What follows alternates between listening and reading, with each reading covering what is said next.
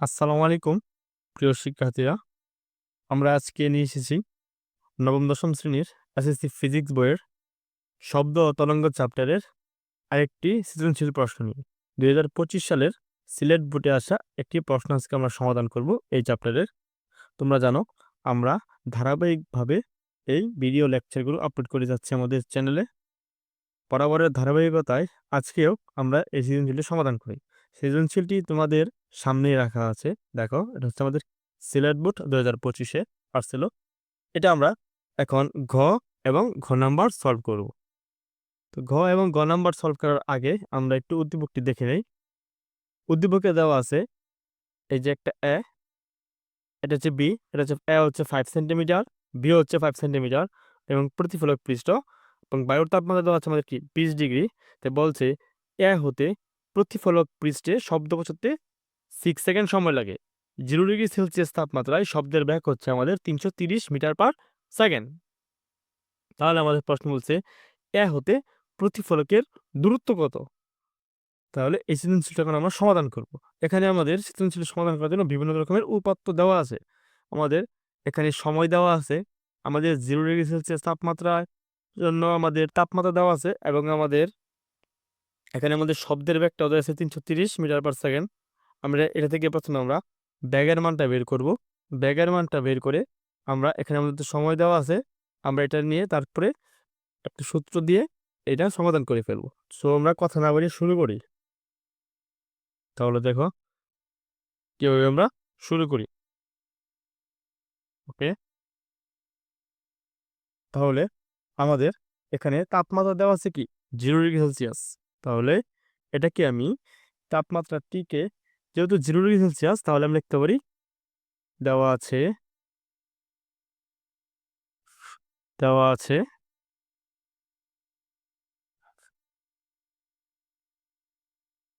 দেওয়া আছে টি not equal 0 degree Celsius. আমি এটাকে কেলভিনে কনভার্ট করব। তো 0 ডিগ্রি সেলসিয়াসকে কেলভিনে কনভার্ট করতে আমাদের জিনিস হয় 273 কেলভিন। আমরা জানি 273 কেলভিনে 0 ডিগ্রি সেলসিয়াস। তাহলে এবং আমাদের আরেকটি সময় দেওয়া আছে, একটি তাপমাত্রা দেওয়া আছে, দেওয়া আছে আমাদের কি 20 ডিগ্রি সেলসিয়াস। 20 ডিগ্রি সেলসিয়াস অর্থাৎ 20-এর সাথে 273 যোগ করলে যা আসবে কত কেলভিন। তাহলে এখানে আসবে আমাদের 293 কেলভিন। ওকে, আর আমরা সবসময় জানি ভি নট ইকুয়াল, আমরা সবসময় জানি V naught equal 330 ms inverse 1। এটা আমাদের উদ্দীপকে দেওয়া আছে। তারপর এখান থেকে এখানে আমরা টি পেয়েছি, টি নট পেয়েছি, টি পেয়েছি, বি নট পেয়েছি। এখান থেকে আমরা এখন বি এর সূত্রটা বের করব। সো বি কিভাবে সূত্রটা বের করতে তোমরা জানো, আমি গত লেকচারগুলোতে এই জিনিসটা দেখিয়েছিলাম কিভাবে সূত্রটা লিখতে হয়। সূত্রটা হচ্ছে আমাদের V by V naught equal root over of T by T naught. তাহলে V equal T by T naught into কি বি নট। তো এই সূত্রটা আমরা এখন লিখবো। তাহলে আমরা এখন আনসারটা বের করব। তাহলে আমরা জানি V equal root over of T by T naught into B naught. তাহলে রুট ওভার অফ টি, তাহলে রুট ওভার অফ টি হচ্ছে আমাদের 293 কেলভিন। 293 টি নট হচ্ছে আমাদের 273 কেলভিন। 273 গুণ বি নট হচ্ছে আমাদের 330। ওকে, এটাকে আমরা যদি ক্যালকুলেশন করি তাহলে আমাদের আনসার কত আসে আমরা একটু দেখি ক্যালকুলেটরে। রুট ওভার অফ 293 ভাগ 273 গুণ 330 গুণ 330, এটা হচ্ছে আমাদের 341.87, 341.87 87 ms ইনভার্স 1। তোমরা দেখো শিক্ষার্থীরা, আমাদের প্রশ্ন কিন্তু দূরত্ব চেয়েছিল। কি চেয়েছিল? দূরত্ব। ঠিক আছে, তাহলে আমরা লিখি এ হতে, এ বিন্দু থেকে বলছিল কিন্তু, ঠিক আছে, তাহলে এ হতে প্রতি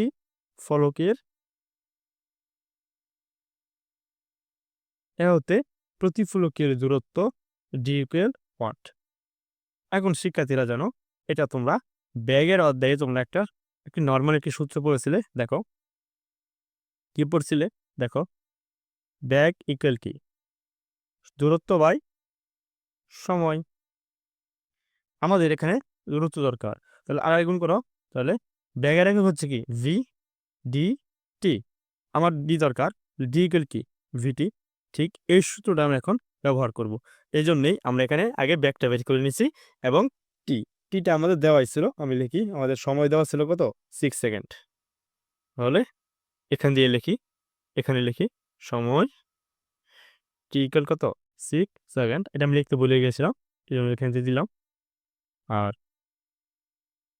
তাহলে প্রতিফলকের দূরত্ব হচ্ছে ডি। তাহলে আমরা জানি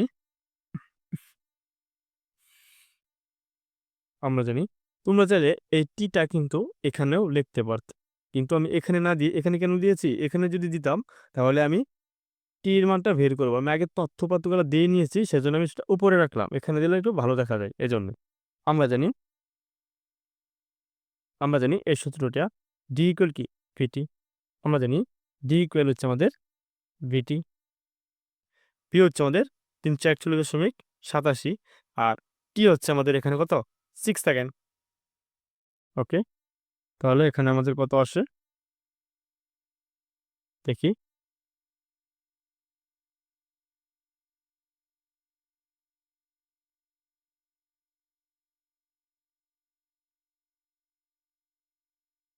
তিনশো 41.87 গুণন 6 আমাদের আসে 2051.22।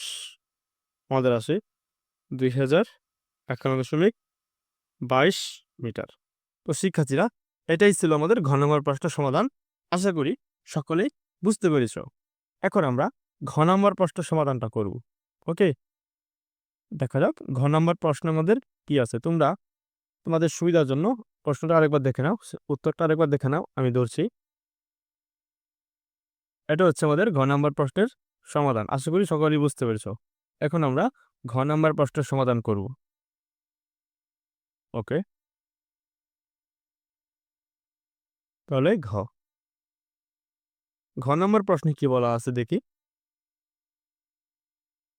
ঘ নম্বর প্রশ্ন দেখো শিক্ষার্থীরা, ঘ নম্বর প্রশ্ন বলা হয়েছে, দেখো উদ্দীপকের আলোকে কোন উৎস, এখানে দুইটা উৎস দেওয়া আছে, এ উৎস এবং বি উৎস। এ উৎস এবং কোন উৎস থেকে সৃষ্ট শব্দ তোমার পক্ষে শোনা সম্ভব? উত্তরের সপক্ষে গাণিতিক যুক্তি ব্যাখ্যা করো। ঠিক আছে, এখানে দুইটা উৎস দেওয়া আছে, এ উৎস, বি উৎস। এ উৎস থেকে প্রতিফলকের দূরত্ব হচ্ছে আমাদের 5 সেন্টিমিটার এবং বি উৎস থেকে আমাদের প্রতিফলকের দূরত্ব হচ্ছে আমাদের কি? 5 সেন্টিমিটার। এখন দেখো শিক্ষার্থীরা, আমরা জানি কি? আমরা এখানে ল্যামডা হিসাব করব। এইটুক আর এইটুক, এখান থেকে এইটুক হচ্ছে আমাদের একটা ল্যামডা, এখান থেকে এখানে হচ্ছে আমাদের আরেকটা ল্যামডা, কিন্তু এখানে হাফ ল্যামডা আছে, তাহলে এখানে হচ্ছে আমাদের কি? 2.5 ল্যামডা। ওকে, আর বি চিত্র দেখো, এখানে হচ্ছে আমাদের একটা ল্যামডা, এখান থেকে এখানে হচ্ছে আমাদের একটা ল্যামডা, 2 ল্যামডা, এখান থেকে এখানে একটা ল্যামডা, 3 ল্যামডা, এখানে হচ্ছে আমাদের হাফ ল্যামডা, অর্থাৎ 3.5 ল্যামডা। আমরা ল্যামডার মান পেয়ে গেছি এবং আমরা এখানে সেন্টিমিটার 5 সেন্টিমিটার করে পেয়েছি, কিন্তু আমরা ফিজিক্সে সেন্টিমিটার রাখি না, আমরা সেটাকে মিটারে কনভার্ট করি। তাহলে এটা হচ্ছে আমাদের ল্যামডার মান, আমরা এখান থেকে বের করতে পারবো। এবং আমাদেরকে বলা হয়েছে যে কোন উৎস থেকে, উদ্দীপকের আলোকে কোন উৎস থেকে সৃষ্ট শব্দ তোমার পক্ষে শোনা সম্ভব। তাহলে আমরা জানি মানুষের শ্রবণ সীমা হচ্ছে 20 থেকে 20,000 হার্টজ। তো এখানে আমরা কম্পাঙ্কটা বের করব। তো কম্পাঙ্ক বের করতে হলে আমাদেরকে এখানে ল্যামডার মানটা বের করতে হবে আর বেগের মানটা বের করতে হবে। আমরা অলরেডি বেগের মানটা এই যে দেখো আমরা অলরেডি ঘ নম্বরে বেগের মানটা বের করেছি। সো আমরা এটা সমাধান করবো। এটা আরেকটু সহজ প্রশ্নটার থেকেও। সিলেট বোর্ড ২০২৫-এর প্রশ্নটা অনেক সহজ এসেছে। দেখো, তাহলে ঘ থেকে আমরা শব্দের বেগ পেয়েছিলাম কত দেখি? ঘ থেকে আমরা শব্দের বেগ পেয়েছিলাম ৩৪১.৮৭। এটা আমরা লিখব। ঘ থেকে পাই বায়ুতে শব্দের বেগ, বায়ুতে শব্দের বেগ v ইকুয়াল ৩৪১.৮৭ ms ইনভার্স 1। এবং এখন আমরা এই অঙ্কে আমরা কম্পাঙ্কটা বের করব। কম্পাঙ্কটা আমরা জানি কি? কম্পাঙ্ক। এটা হচ্ছে কম্পাঙ্ক। কম্পাঙ্কের একক হচ্ছে আমাদের হার্টজ। ঠিক আছে? হার্টজ। আর আমরা জানি মানুষের শ্রবণ সীমা হচ্ছে ২০ থেকে ২০,০০০ হার্টজ। সো আমরা এখানে এর জন্য হার্টজটা বের করব, বি এর জন্য হার্টজটা বের করব। যে হার্টজটা দেখা যাব এটার সাথে যদি এই রেঞ্জের ভিতরে থাকে তাহলে সে শুনতে পারবে। আর যদি রেঞ্জের বাইরে চলে যায় তাহলে সে কি শুনতে পাবে না।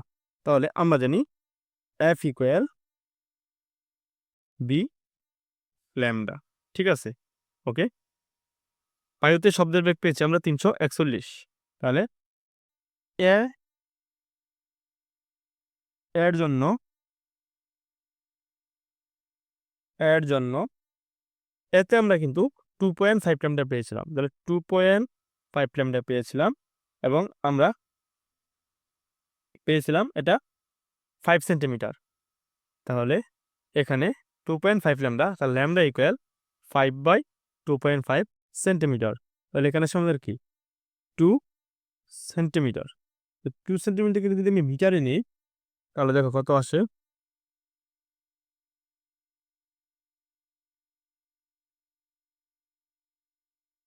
0.02 মিটার। 0.02 মিটার। আমি ল্যামডার মানটা পেয়ে গেছি। ওকে। এবং বি এর ক্ষেত্রে দেখি আমরা কি আসে?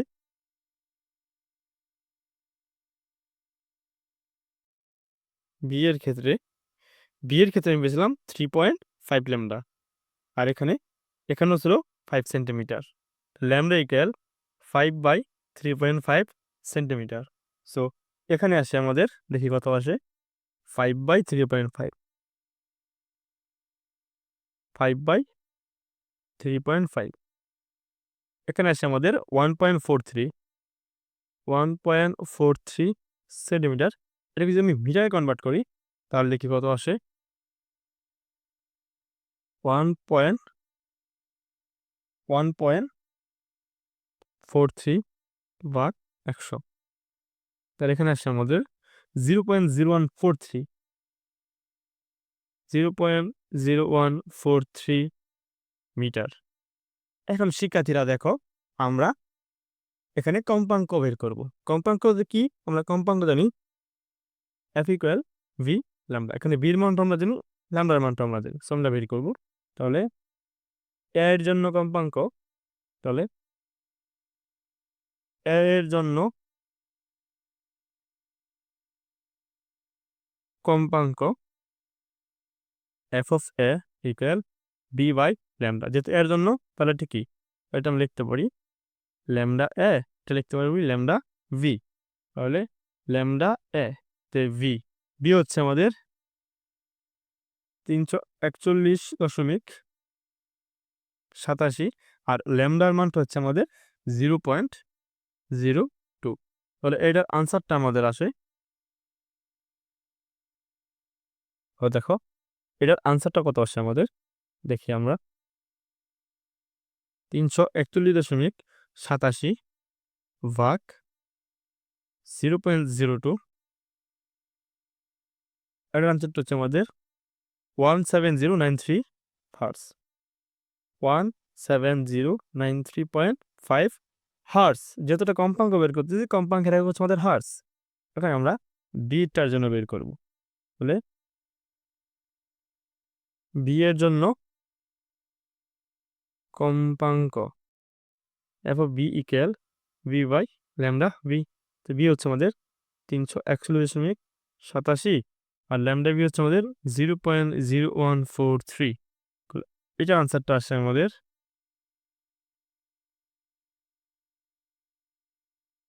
341.87 ভাগ 0.0143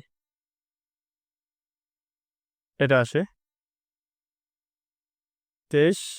906.99 হার্টজ। শিক্ষার্থীরা তোমরা দেখো, আমরা জানি মানুষের শ্রবণ সীমা কত? 20 থেকে 20,000 হার্টজ। অর্থাৎ কেউ যদি 20-এর কম এবং 20,000-এর বেশি হার্টজ পায় তাহলে সে কি শব্দ কি শুনতে পাবে না। দেখো এখানে এর জন্য কম্পাঙ্কটা 17,093.5 অর্থাৎ সে কি শব্দ শুনতে পাবে। কিন্তু বির ক্ষেত্রে দেখো 23,000, এটা অর্থাৎ এটা 20,000-এর প্লাস হয়ে গেছে, সো বিটা কি পাবে না। তাহলে আমরা লিখতে পারি 20 hertz greater than F of A less than 20,000 hertz, আর এফ অফ বি 20,000 হার্টজ। অর্থাৎ এখানে আমাদের এ উৎস থেকে শব্দ শোনা সম্ভব, কিন্তু বি উৎস থেকে শব্দ শোনা সম্ভব নয়।